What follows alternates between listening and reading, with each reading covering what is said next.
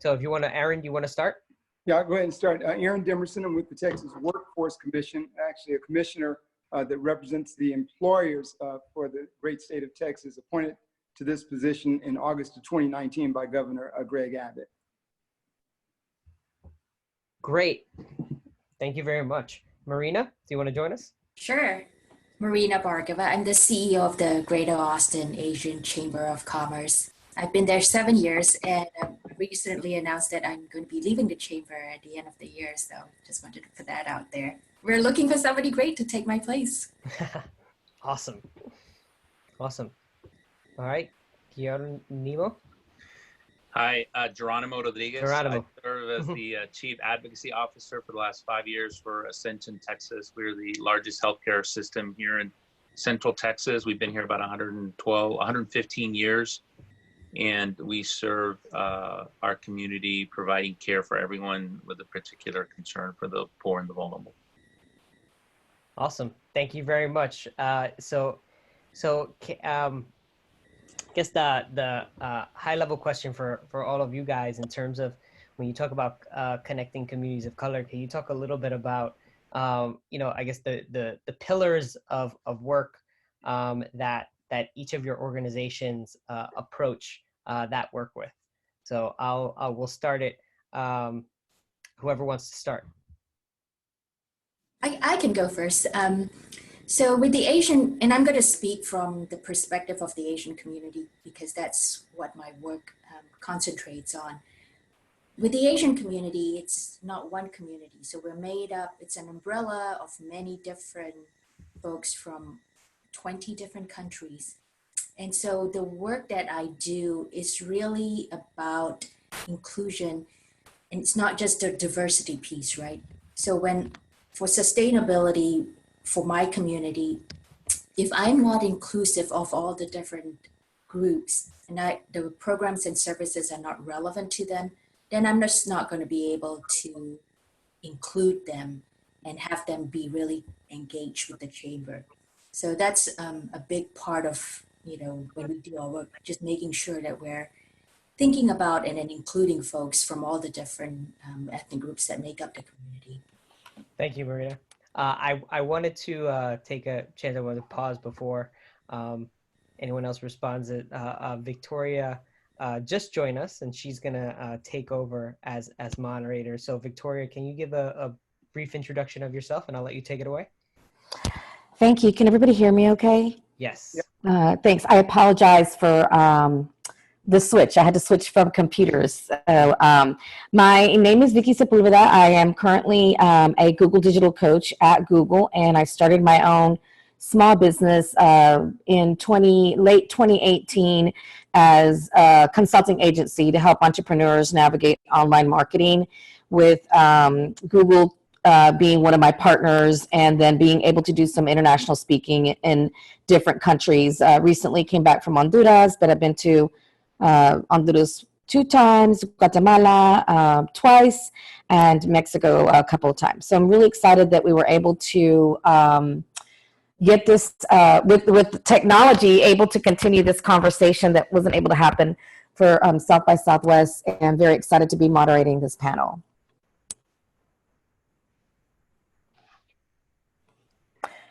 So did we already ask the first question? I only asked one question. I was talking about how, Marina answered on what's the pillar, like kind of how does their organization approach connecting communities of color, like broadly, and Aaron and Geronimo haven't answered yet. So. Okay, great. Geronimo, it's nice to see you on this panel. Yeah, same here.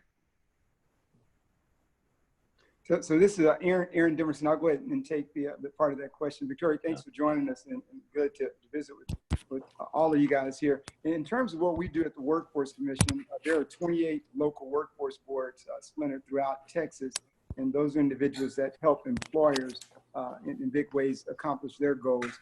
Diversity and inclusion is something that's very important for us. It's something that we promote heavily. We also look at folks in the foster care system, those with disability, veterans, all of those communities are important to us. And so we're always looking for ways to be about the business of inclusion in major ways. And that's at our agency, and that splinters down to the local workforce solution offices, which actually ties into the employers here in our state as well. Yeah, and this is Geronimo, and I couldn't agree more with Commissioner Demerson. I think for us at Ascension, Texas, relationships have always been a part of our organization. I think, as I mentioned before, we were started in 1902 here in Central Texas. We've been here 115 years. We do about $250 million in charity care a year, and we just built a new level 1 trauma center here in Central Texas. And when we were spending the $300 million to build that facility, one of the things that we did was we reached out to communities and asked them how they felt about it. And one of the things that they said was, you know, that's great to have that new shiny building for doctors and for medical students. It's great that we're going to get charity care, but what about me and my family? We want a car like the one you drive. We want our kids to go to schools where your kids go, and we want a house like yours. And we went back and we took that kind of community input and decided that we were going to focus our diversity and inclusion efforts on workforce development. And what I mean by that is connecting our local communities, especially those of color and those individuals who are experiencing poverty, with our high demand healthcare careers.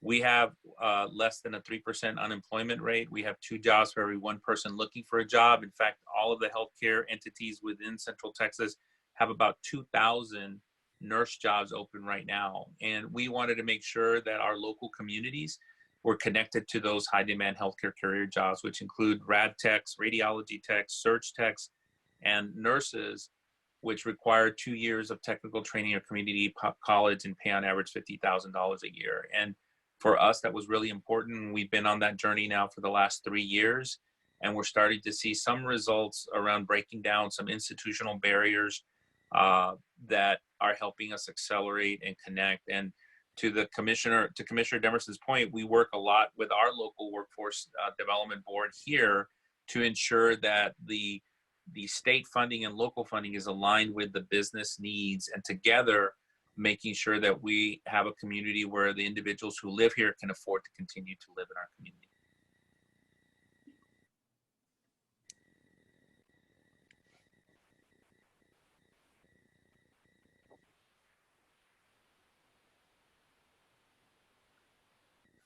Vicky looks like she might be muted. Yeah, I was about to say that too. It has a little red microphone with a cross, with a line across it. Okay, great. I had to click a little thing. I was trying to unmute myself and I had to click an unmute. It's been a while since I used Zoom. We're all about the Hangouts over at Google. So, thanks for bearing with me on this. Thanks so much, Geronimo and Commissioner Aaron and Marina, for those comments. So I'm looking at the questions here, and I missed the first one, and I want to make sure that I don't ask the same one, so let me know. So tell us a little bit about some examples of the best methods that were beneficial to members of your community in Austin when it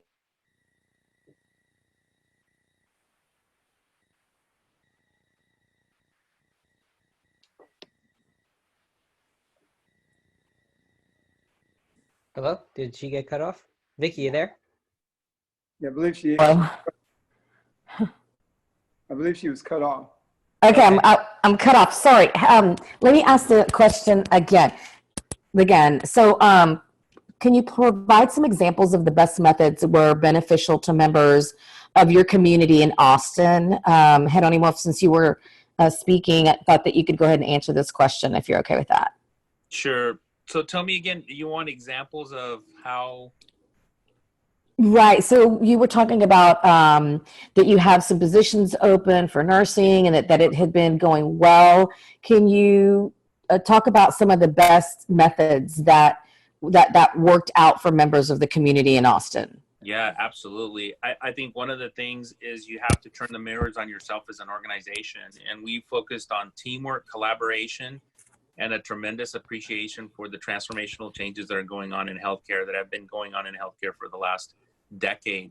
And with that, we started focusing on our Austin Community College and the College of Healthcare Professionals and teaming up with them around some of the needs that we had. We also started connecting with some of our leaders who were on some of their advisory panels, but were not necessarily connecting and advocating and aligning around the same kind of needs that we're seeing around connecting our local communities. And as I mentioned before, relationships are really important. So we started talking to the organizations that we already have relationships, whether that's the Urban League, or whether that's the Hispanic Chamber, the Asian Chamber, all kinds of organization in the community, to let them know about what we're doing. Because one of the things that we're able to do is, one, if someone works for us, there's obviously a lot of tuition reimbursement and kind of flexibility around schedules that we can do. If a member of our community doesn't work for us, we also started connecting with Goodwill Industries, who was teaching them the essential skill sets to go into the entry-level jobs that would then allow them to leverage both local, state, and federal resources, along with our tuition reimbursement and other dollars, to be able to help them facilitate the empowering themselves to move forward and do better for themselves. The best example I can give you is, and I can't remember her last name, but Melissa was with us about 3 weeks ago when we were celebrating the end of this 3-year grant that we had gotten through the JP Morgan Chase Foundation around workforce development. She was spending her 15-year wedding anniversary with her husband at our reception, because she was going to go to work that night at our hospital in Hayes, in Hayes County. The reason she did that is because she knew how important it was for her family to move forward, for her to invest in the education and the opportunities that we were breaking ground for her, and breaking barriers around the opportunities she was getting. So just a couple of different examples about how we as an organization had to change, and then advocating on behalf of those workers and the barriers they were seeing to getting to these high demand healthcare career jobs that require 2 years of technical training or community college. And just real quickly, for example, a medical assistant, they can go to a school and end up with student debt. Well, we were able to reduce it to less than $2,500 per person going. And so we're tracking these individuals, helping support them through the process, because all those that we are able to help, then they can move on to the next level with these higher demand careers. And it's just going to take, for us, our leadership, which advocates for the care of the poor and the vulnerable, to also empower the poor and the vulnerable so they can continue again to afford to continue to live in our community. I think that's really important, that our values and our actions all align together. You know what I mean? I think that's so great, because the tuition reimbursement can literally help someone move up to that career, their next career that they, or a next step.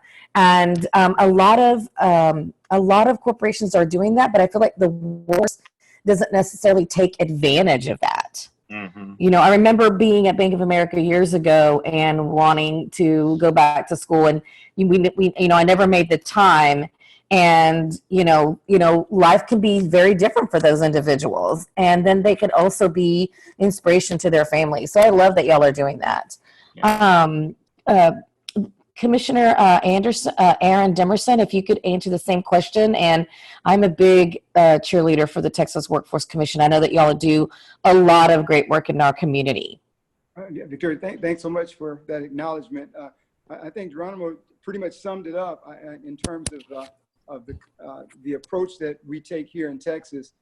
It's something that's called blended funding or braided funding. Whenever you're connecting the dots, that's where you get the biggest benefit. And so at the state level, there are a number of different programs that allow individuals to upskill their talents. We have something that's called the Skills Development Fund. Then there's a Skills for Small Business program. All of these programs are set up, even the Self-Sufficiency Fund program, they're all set up for training opportunities.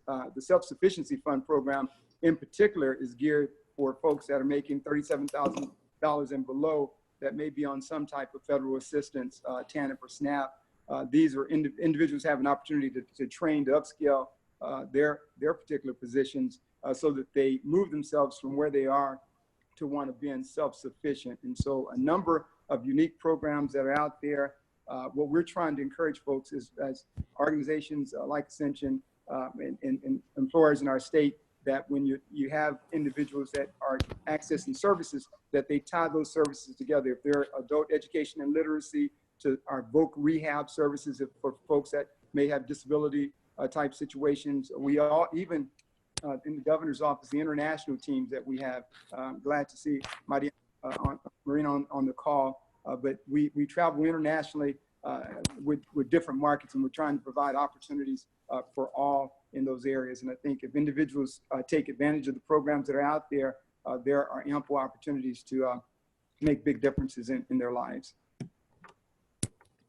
Thank you, Commissioner Aaron Demerson. So Marina, I know that you've been doing some really great work in the international space. Could you give us some examples of what you're doing in the community and any success stories that you might have? Our international work is, it's always true partnerships. And I think Geronimo talked about building relationships, right?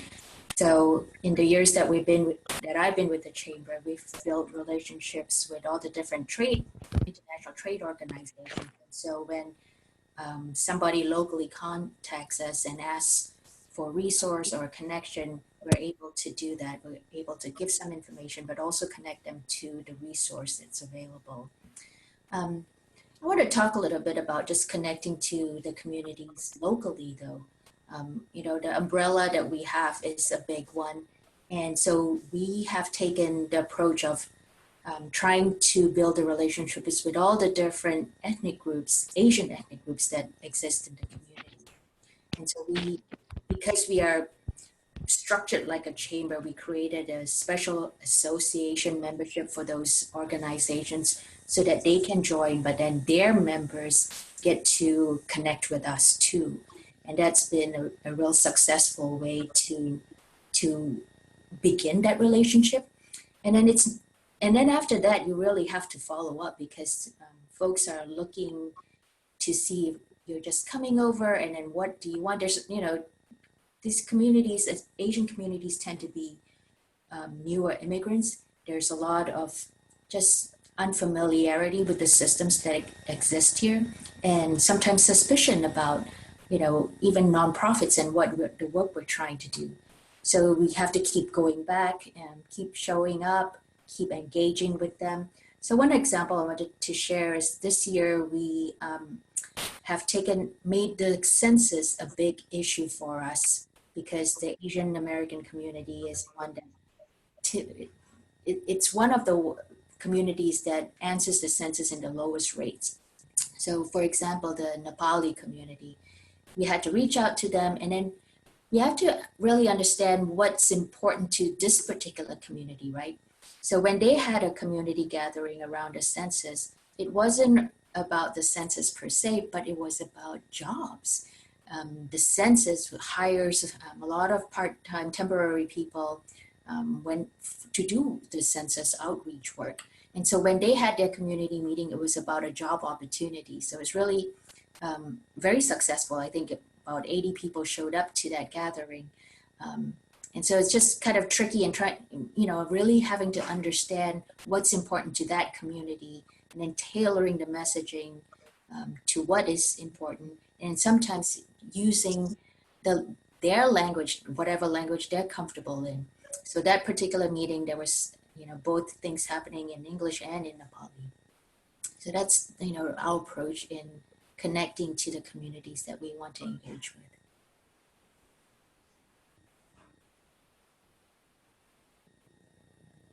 I think Vicky's muted again.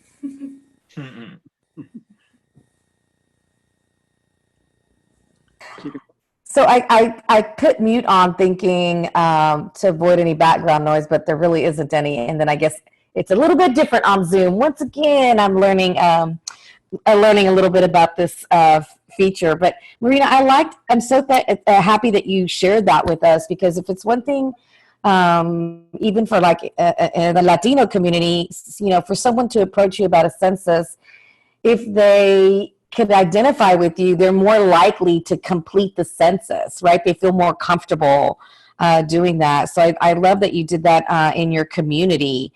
Have you seen any additional activity since you did that event?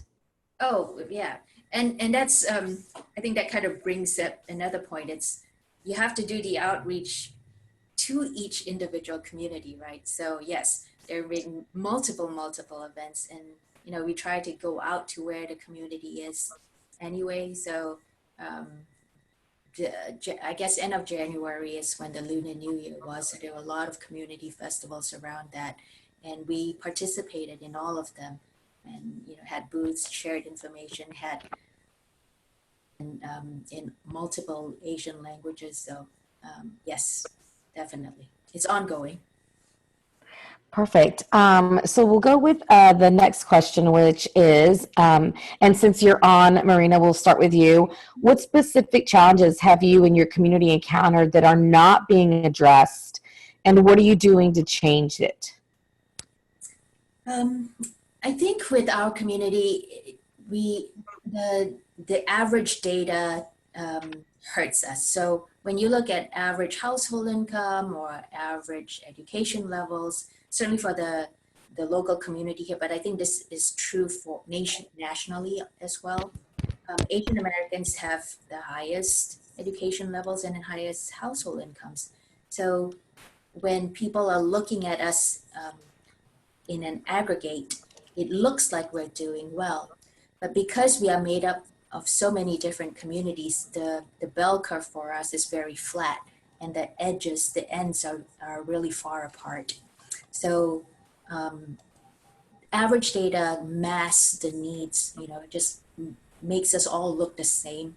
But because the edges are so far apart, we got really people doing really well and then people who are not doing well at all. So the danger is that we're in that low end gets it's the low end doesn't get the attention that they need. So that's one thing. Um, we still encounter this invisibility or always being thought of as the other. So, you know, in my community, especially, people will ask, "Where are you from?" And then it's a double ask. No, no, where are you really from? That's what folks want to know.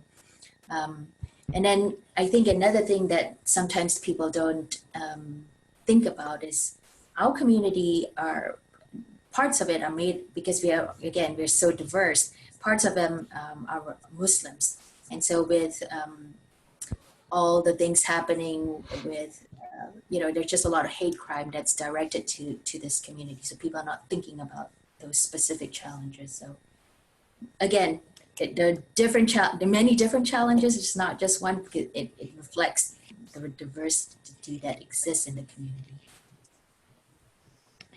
Thank you, Marina, for that. And I completely agree. I think even in the Latino community, I am often asked, where are you from? And I always answer, well, my mom is from Monterrey, Mexico, so I am a Viejo Montana, and my daddy's from Puerto Rico, so I'm a Boricua, right?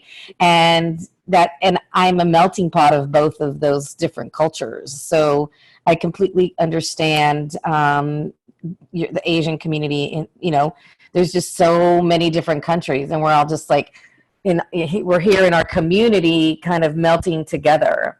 So Geronimo, can you answer that question as well? And I'll repeat it just in case.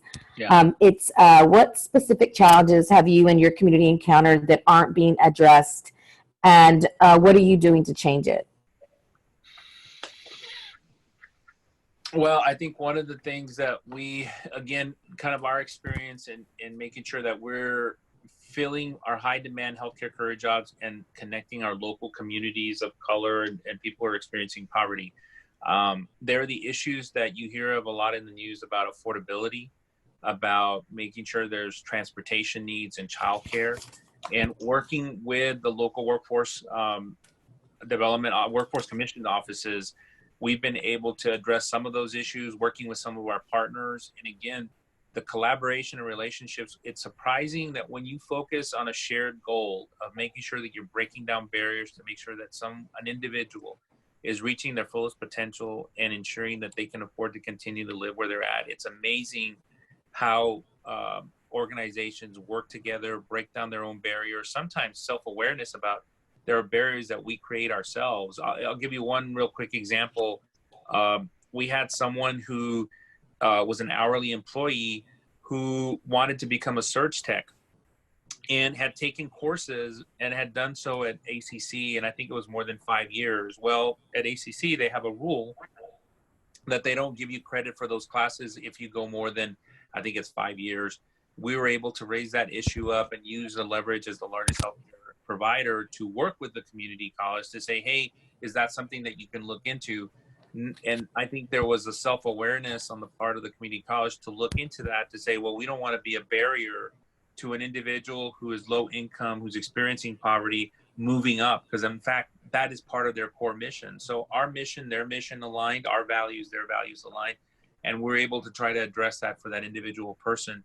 I think in another case, we had an issue where our own students were saying to us, well, if you buy some books for us for these core classes, we'll share them among each other. And so we ended up buying a number of books and just sharing them among the students that we had, that we were advocating for them to continue on. And surprisingly enough, they got to know each other and support each other. And so I think those are just some of the examples of barriers and some of the things that sometimes we think it's all about money and that'll fix it. But in fact, when we connect, build relationships, focus on shared goals, focus on shared values, there is so much that we can do together than individually as just one organization or one individual helping on these issues.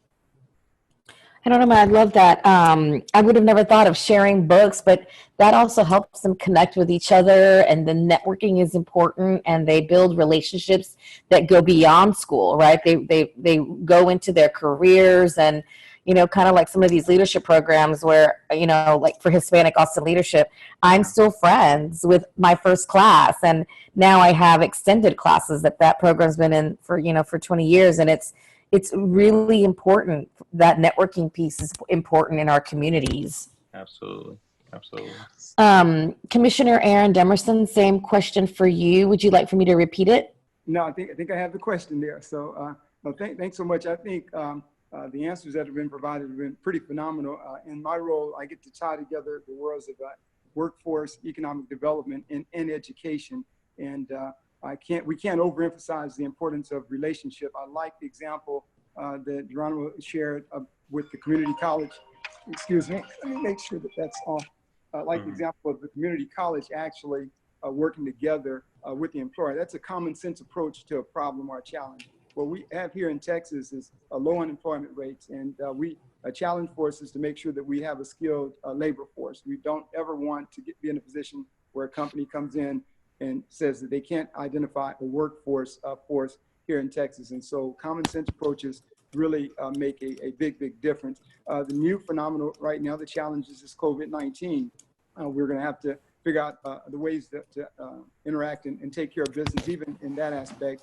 2 or 3 weeks ago, we were doing something totally different, and now we're forced with this challenge. But we're Texans, we're very resilient, and we'll know what to do in that regards. But the relationships that we have are very important, and I think that is what keeps us moving forward in that regard. And for us at the Workforce Commission, it's our local workforce boards where the boots are on the ground.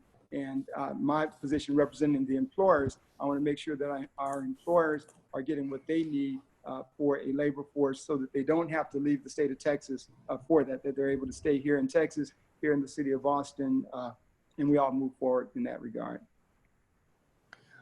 Thank you, Commissioner. And since you're on the mic, I will ask you the next question. Okay. How can members of the global majority better collaborate to address key issues impacting us collectively? Yeah, I think we simply have to do it.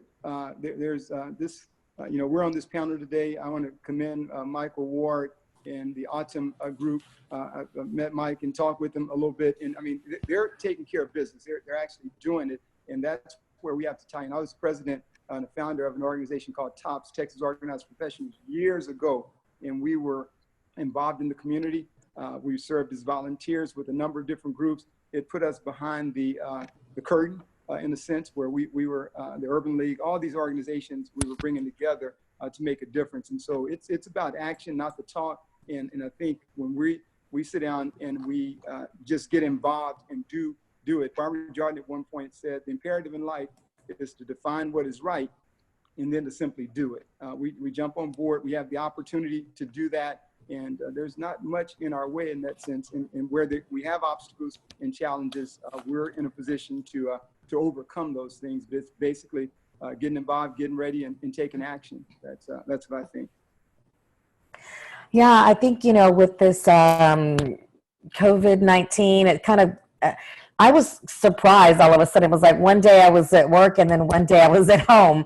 And the great thing is that we have technology. So technically we can still continue to provide services, and just like us today on a virtual panel lets us know that we're still just, an email, phone call, webinar away. I actually had to do my first webinar this past week, and of course,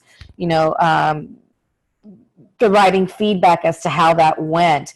But we need to continue to do the work in our community, and thanks to Michael for getting this put together. We're still providing some of that information. So let me go to our next question, which is, and I'll have Geronimo go next.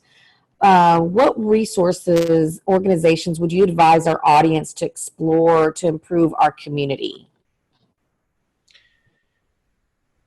Wow, there's so many great organizations doing so much great work. I think when it comes to connecting our communities of color, especially to some of these high demand jobs where they can afford to continue to live here, I think there's Goodwill Industries is a really good example. Capital Idea is another one that's really doing some great work out there. The workforce development folks have done a master workforce development plan that really has aligned a lot of our education, our governments, educational institutions, and our employers all in the same place. I think, and obviously the chambers have been having, over the course of the last couple of years, a real focus on workforce development, on really how do we make sure that every human being reaches their fullest potential, which includes having a great education and a great job. And I think that in itself is just particularly awesome in our community, in our state. I think for an individual who has a particular need in some of these jobs, and I keep going back to healthcare, but I should say the Master Workforce Development in our community has highlighted that technology, healthcare, and manufacturing are the place where there are those high demand jobs that require 2 years of technical training or community college.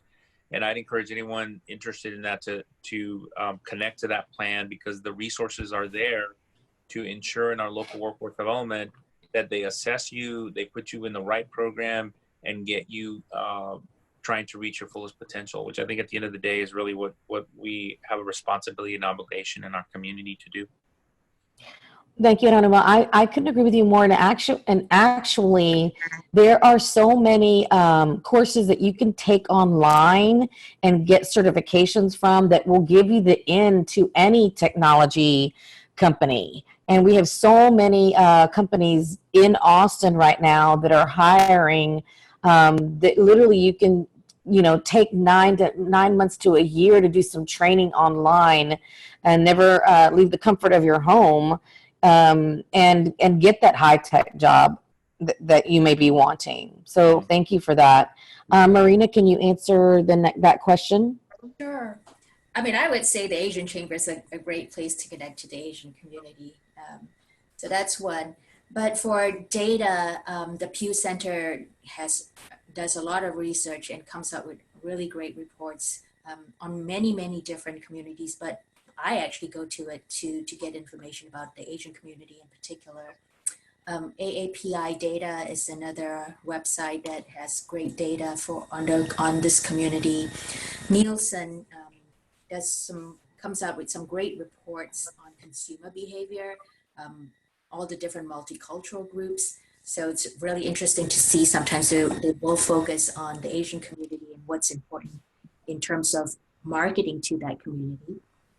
And then I'm going to name a couple of online blogs.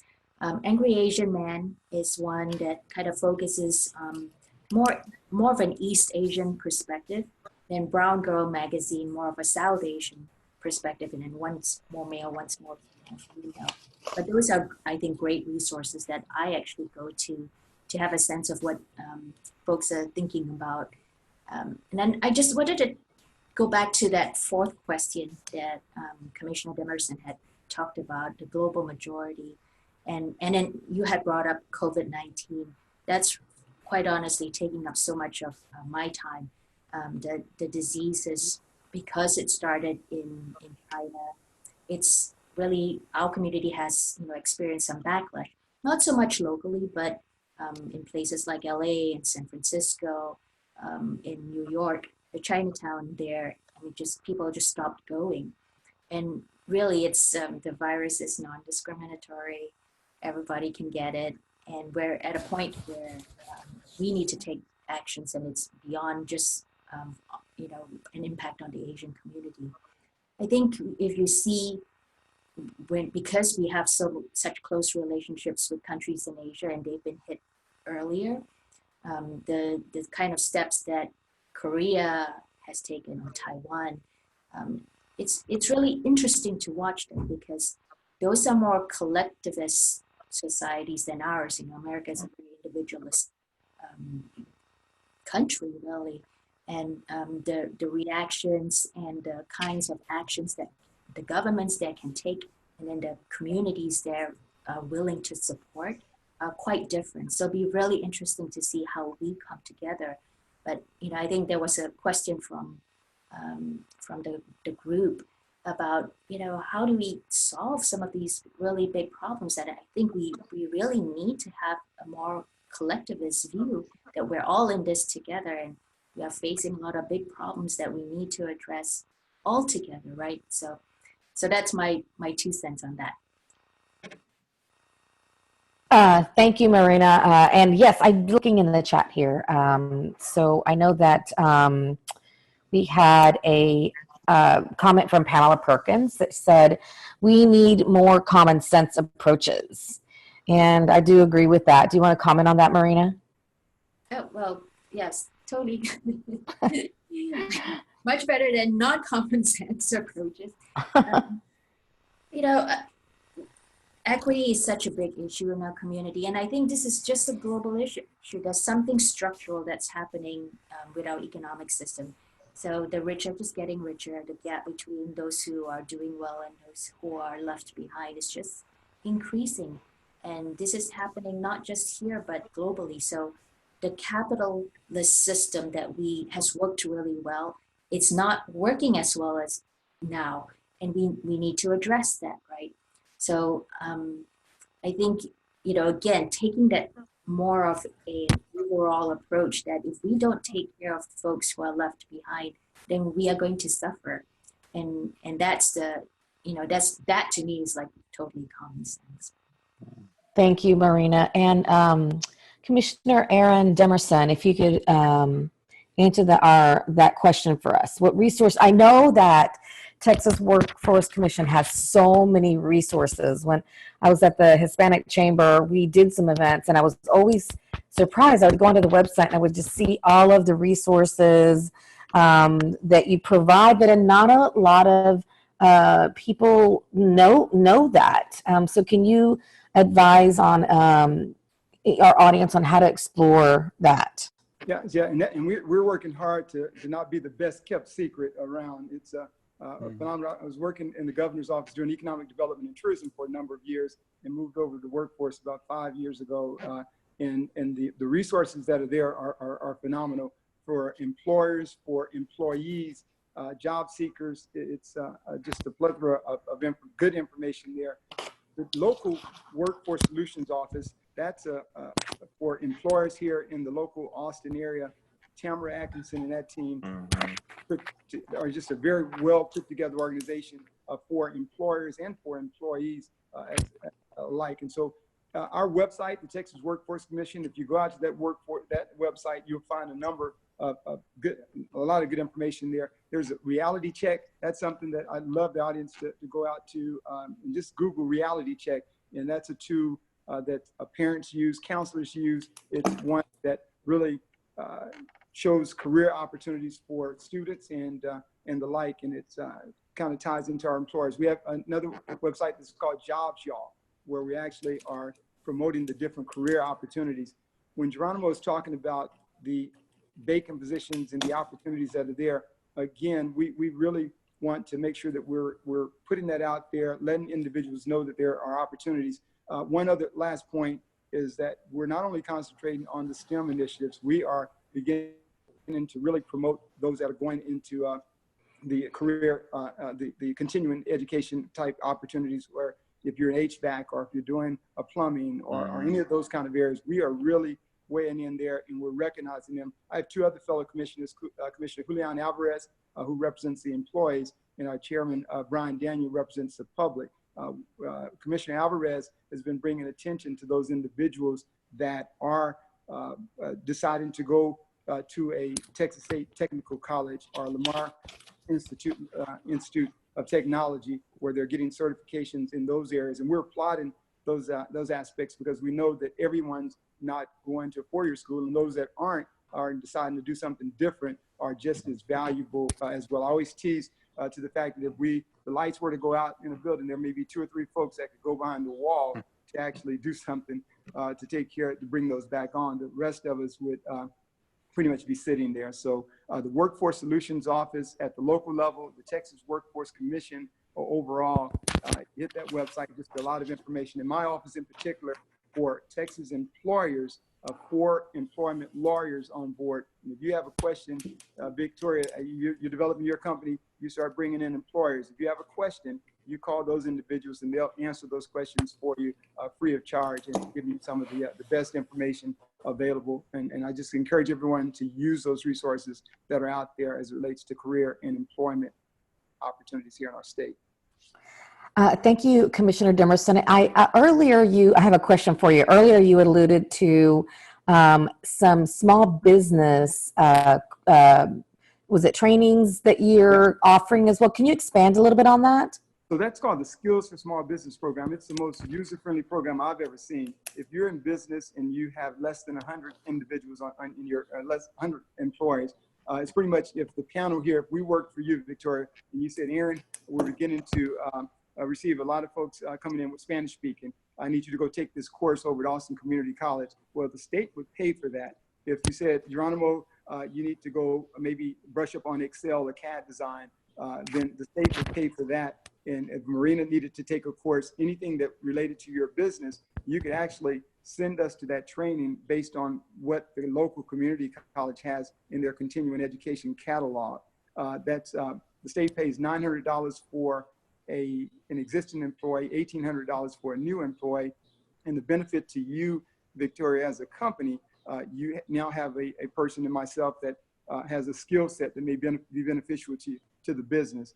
The benefit to the individual is they've increased their skill set so that they leave that particular operation, they're going with the skill in mind. But it's called the Skills for Small Business program.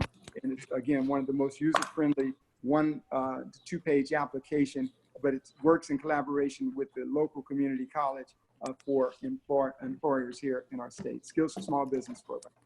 I love that. I think, continuing education is so important. Over the Thanksgiving holiday, my sister, she lives in London. We had this conversation about, I told her, I said, I feel like I need to get an engineering degree, or I need to go and get certified in some things, because technology is moving so fast. And in these high-tech companies, you don't want to stay in your position for too long. You want to be able to grow and do something else, but that might require a new skill. Of course, the internet and technology has allowed us to take some of those courses online. Mm-hmm. But I feel like for small businesses, they may have, they may want to be able to hire their first employee, but can't hire the employee with the skills that they need. Mm-hmm. And this gives them the opportunity for them to get the skill to come on board, if that makes sense. Yes, exactly. Does anybody else want to add to that? I know, Geronimo, you talked earlier about the scholarship that you provide to employees that can get continuing education, which I think is so great. Also, I want to just point out that in the technology area, before you had to have like a 4-year college degree. That is no longer required. I mean, I've been looking on LinkedIn, I did some little research, Facebook, Google, Apple. You don't necessarily have to have that 4-year degree as long as you have some certifications. Yeah. So any more comments on that? And do we have any questions from the audience? I'll just comment that we've got members taking advantage of the Skills Development Fund program, and it's they love it. They can promote from within. Their employees stay with them longer. So we are definitely doing our part to promote the program and encourage our members to take advantage of it. Thank you, Marina. Commissioner Demerson, one more question. Can these be taken online, these trainings? Yes, it's a user-friendly program, and as we talked about taking a common sense approach, that's one of those things that you as the employer, whatever those needs are out there, yes, you can definitely take it online if the community college offers a course online. Perfect. And I have a question from the audience, Commissioner Demerson, if we can start with you. How do we share information between the younger and the older generation to break down some of these barriers? Younger and older generation, it goes back to what I said originally, that we have to be about action, and we just simply do that. If there is a younger group that's out and they're starting something, then they may want to get with the older group and sit down and break bread, come together. It goes back to what Marina and Geronimo were expressing with relationships. And we really want to get back to that concept of breaking bread and moving away from some of the twos that we have. Never want to leave the social twos or the technology that we have, but every once in a while you have to come together, sit down and have face-to-face conversations. And when you do that, you begin to move. And if we have a question about the younger and the older, it is simply that. A lot of older want to share their wisdom and advice to the younger generation, and the younger generation can benefit from that. I know that when I got my start, I had mentors like Andy Anderson, Werlene Belvin, just a number of individuals that really sewed into me, placed me on boards of directors, different things along those lines. And now that I'm in this position, I love to give back. And so if there are younger folks coming up, lending whatever wisdom, whatever advice and experience that I have with them, that's what it takes. And so that's simply reaching out, using this technology to do exactly that, and bringing those two groups together. I think it's not as hard as we may think it to be if we are about action with it versus just talking about it. I agree, Commissioner Demerson, and I feel like networking is so important. In 2014, I got a random text message from a friend that said, "Hey, we have an opening on the Airport Commission, and since you're doing some international work, would you be interested on sitting on that board?" And of course, I immediately said yes. And I guess I'm here, coming up on my 6th year doing that work, and I'm so grateful everything that I've learned by doing that work through the Airport Commission and the changes that have happened, and I get to play a key role, and I feel like I'm really a big part of Austin. And now I get to pay that forward as my commission is ending soon. And of course, I'm not going to stop there. I'm already looking at what next board I'm going to sit at.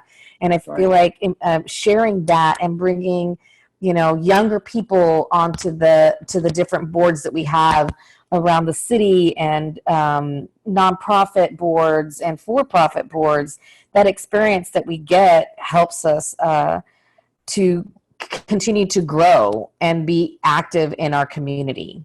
Yeah, that's exactly correct.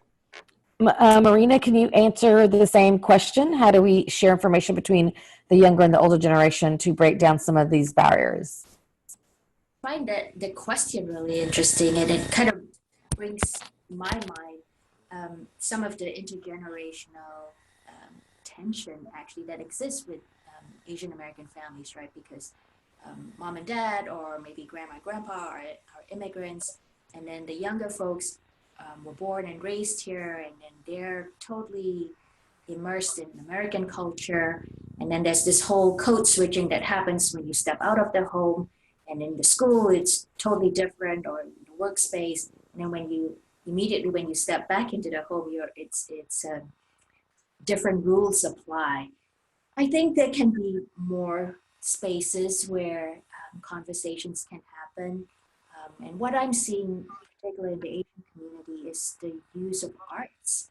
So performing arts, I see Lucky Chaos as an example. It's a performing arts group that's creating space for people of all minority groups to come together and create works that reflect their own experience and tell stories from their perspective that are not being told. They have a mental health initiative as well, so people can, I think it's called Leave It at the Mic, and anyone can go and perform and talk about their mental health issues. And mental health is such a big taboo in the Asian community and quite often suppressed.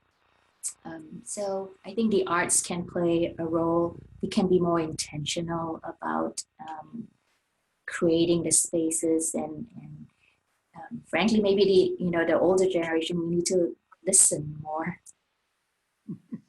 Thank you, Marina. I'm actually practicing a lot with my mom um, these last couple of years, and really listening to her advice as I get older. I'm like, gosh, Mom, you are right. I think it's so important that we do that.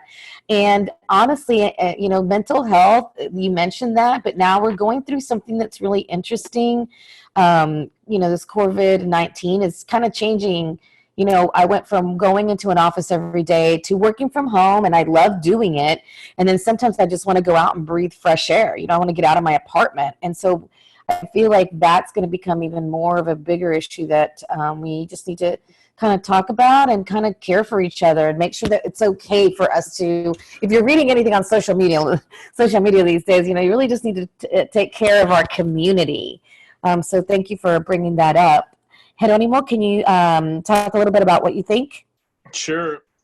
I think for there's a couple of things around generational differences. I think for the younger generations and healthcare, they're more than a third of our workforce, and they're going to be the majority sooner than later. And I think what's really important is that for younger generations, what we tend to know about them in general is that they are much more interested and aligned with values, much more than with pretty words on a piece of paper. And I think that's one of the reasons, for example, I love working at Ascension, Texas, and I've been there for 13 years because their mission statement says that we're called to be advocates for a compassionate and just society with our words and our actions. And we try to do that not just by providing great clinical care and then also providing care for the poor and the vulnerable, but also making sure that we're aligning our local communities to these high demand career jobs, and again, to make sure that they can afford to continue to live there.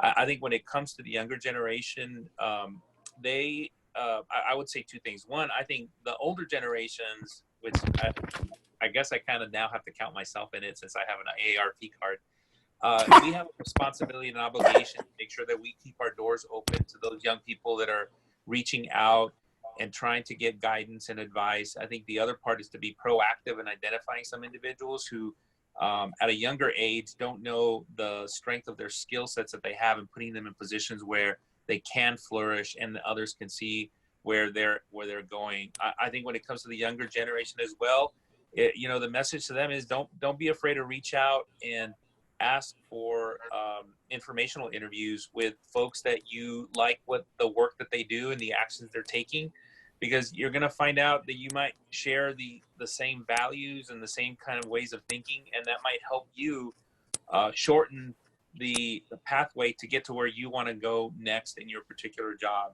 And the last thing I will share is that, back in 1997 to 2000, I worked in the White House and then went to the U.S. Department of Labor. And while I was at the Department of Labor, there was a study about the future of work, which is where we are now, that talked about how the younger generations are going to have 10 to 12 careers over their lifetime, not 10 or 12 jobs within an industry or just jobs within one industry, but that we're going to be younger generations are going to have 10 to 12 careers over their lifetime.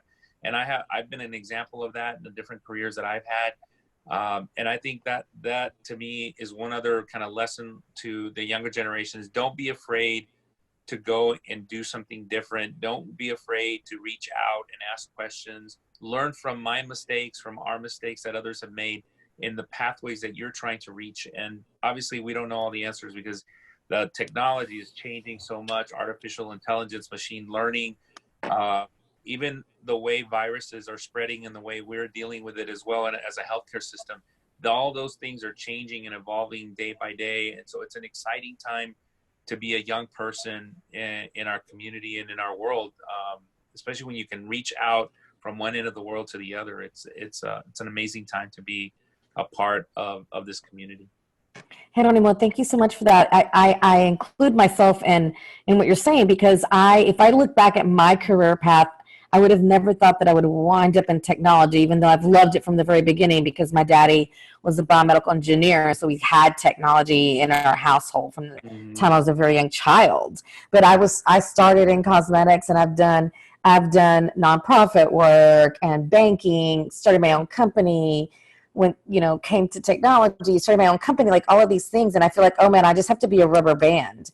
And I do suspect that COVID-19 is going to create some entrepreneurs out there. I see some small businesses coming up with solutions. And if we think back on just the last couple of days, because it's really just been a few days that things have been changing in Austin and Texas, is how we've pivoted.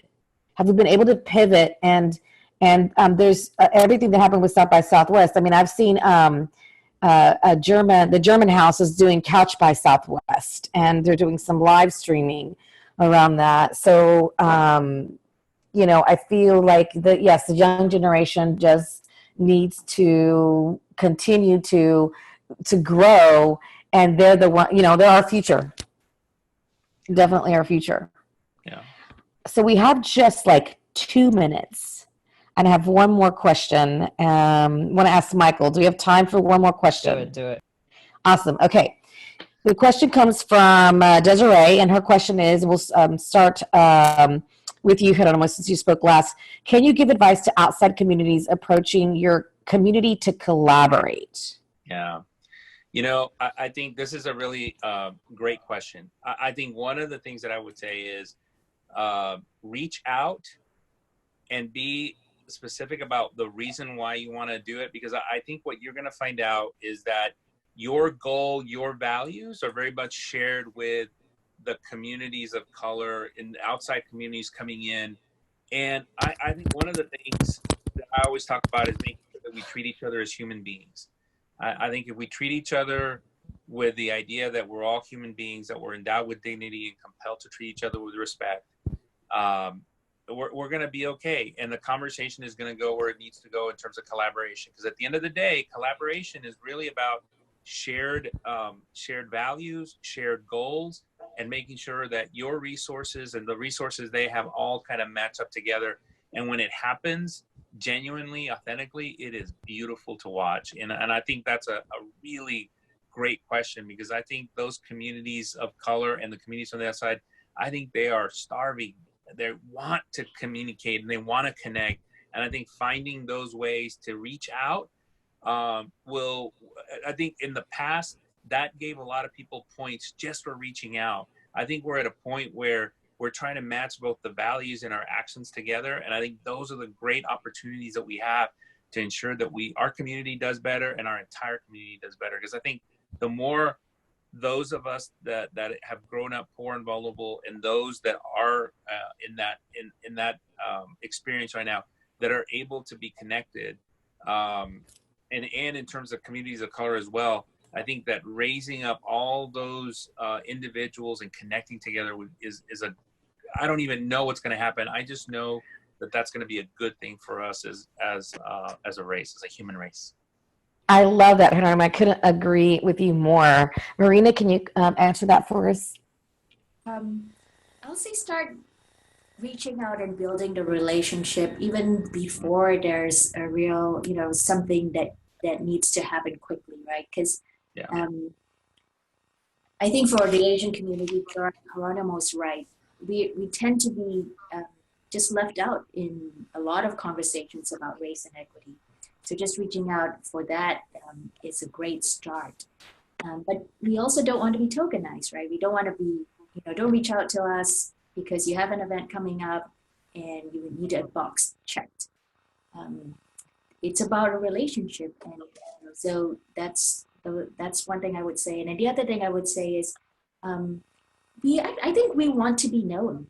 So asking questions and spending time to learn about our culture, food, and all that stuff will be helpful too.